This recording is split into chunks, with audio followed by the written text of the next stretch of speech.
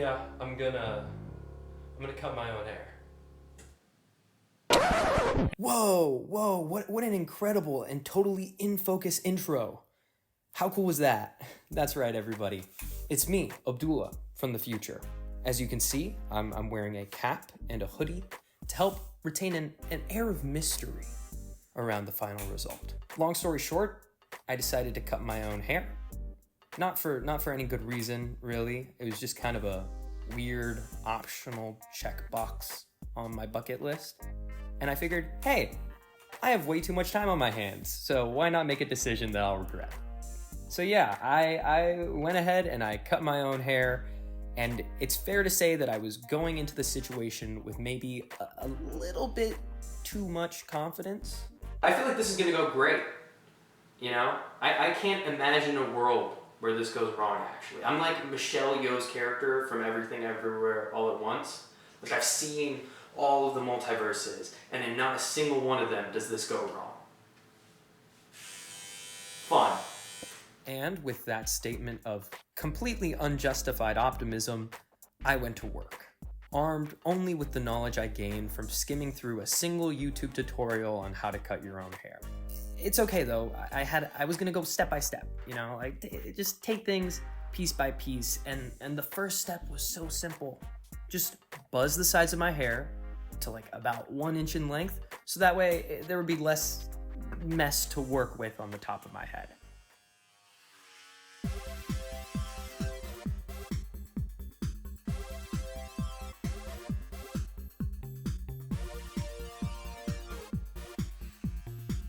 In full honesty, step one went quite well. I made a lot of progress in not a lot of time, and things were looking good. Then came step two. Scissor time. Yeah, scissor time turned out to be bad time. I just kept cutting, and every time I did, things just looked worse and worse and worse. On a separate note, the hair I cut off was clumping up into like a little ball and slowly gaining sentience. Check this out. This is my child. It's like a little baby me. And he's just gonna stay here and hang out with us. Look at that. This is going well. No, it wasn't. And yet, I kept toiling away, hoping that eventually, if I kept cutting more and more hair, things would start to look good. I was wrong. Now, at this point, I was getting hungry, I was getting tired, and most importantly, I was getting bored. So, I came up with a new step. If buzzing the sides of my hair worked, then I would just do the same thing with the top of my head.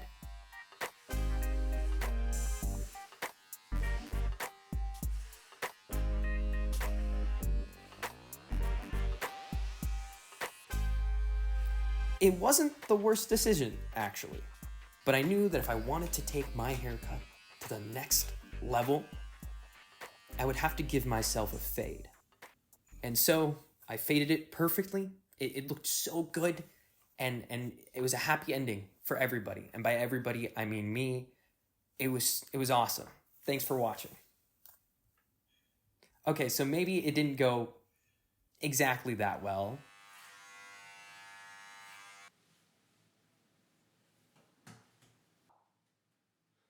I feel like it looks worse on camera. As soon as I started attempting to fade my own hair, I realized that it was not going to go well for me. So I decided to call in the cavalry, aka my dad. And after some nice father-son bonding, I ended up with a haircut that I actually didn't hate, which was cool. Plus, my hair child ended up becoming heart-shaped, which is a weird bonus, but pretty sweet. I'd say there were actually quite a few lessons learned from this experience. Sometimes it pays off to be confident. Sometimes it pays off to be lazy. And most importantly, don't cut your own hair. That being said, I did spend $40 on that razor, which makes this a $40 haircut. And I mean, it's fine. It just doesn't feel like a $40 haircut. But I did some math. If I cut my hair 3 more times, that means I paid $40 for 4 haircuts, which means that each haircut is like a $10 haircut. And if I double that, each haircut becomes a $5 haircut. And if I just keep cutting my own hair more and more and more and more, eventually I might start making money. You know, like it's like an infinite money glitch in real life, and it's a great idea, and I'm totally doing it again. And you can't stop me. Catch ya on the flip side. Catch you on the flip side. What a weird way to end the video. Okay, bye.